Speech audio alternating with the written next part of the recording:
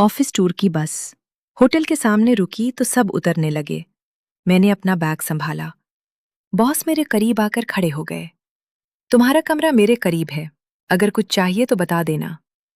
मैंने सर हिलाया। लिफ्ट में खामोशी रही। कमरे का दरवाजा खुला, मैं अंदर गई।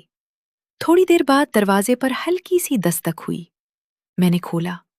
बॉस खड़े थे, हाथ में फाइल, टाई ढीली।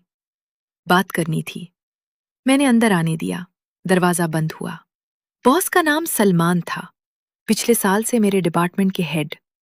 पहले सिर्फ काम की बातें। आज टूर पर होटल में। रात गहरी थी। ज्यादातर साथी अपने कमरों में चले गए थे। सलमान ने फाइल मेज पर रखी और मेरे करीब आकर खड़े हो गए। तुम आज ज्यादा थकी हुई लग रही हो। मैंने कुछ नहीं कहा। उन्होंने मेरा हाथ पकड़ लिया। मैंने नहीं छुड़ाया। कमरे की मध्यम रोशनी में वो मेरे करीब आ गए। उसने मेरे बालों को छुआ और मेरे माथे पर होंठ रख दिए, हल्के से। मैंने आंखें बंद कर ली। दिल तेज धड़कने लगा। इस होटल के कमरे में हमने एक दूसरे को महसूस किया। बिस्तर की नरमी, एयर कंडीशनर की आवाज और जिस्म की गर्मी सब मिल गए। सांस तेज चलने लगी। हमने एक दूसरे को टूर की रात में कबूल कर लिया। बाहर कॉरिडोर खामोश था। अंदर सिर्फ हमारी सांसों का मेलाप था। कपड़े अधूरे रह गए। वक्त का पता नहीं चला। जब अलग हुए तो सलमान ने मेरा हाथ दबाया और फाइल उठा ली। अब आराम करो। मैंने कपड़े दुरुस्त किए। वो निकल गए। मैंने दरवाजा बंद किया और बिस्तर पर लेट गई।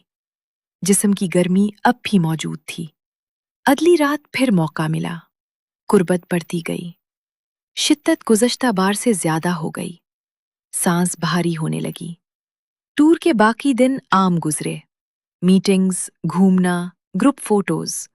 रात को कभी कभार मौका मिल जाता।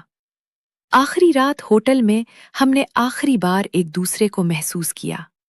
शिद्दत ज्यादा थी। जब अलग हुए तो उन्होंने मेरा हाथ मजबूती से पकड़ा और सर हिलाया। ऑफिस में आम रहना। मैंने जवाब नहीं दिया, बस दरवाजा बंद कर दिया। अब ऑफिस वापस आ गए हैं। मैं फाइलें तरतीब देती हूँ, मीटिंग्स में बैठती हूँ।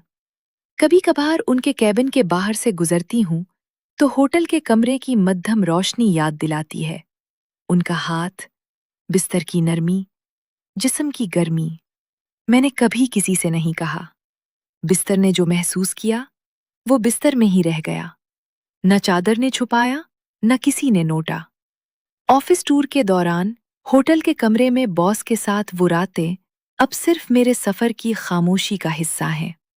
मैं रोजाना काम करती हूँ, नए प्रोजेक्ट्स देखती हूँ, और वो लम्हे आहिस्ता आहिस्ता तकिए के नीचे दबते जाते हैं। कभी कभार बिस्तर हल्की सी चरचराता है, फिर खामोश हो जाता है। यही अब बाकी रह गया है।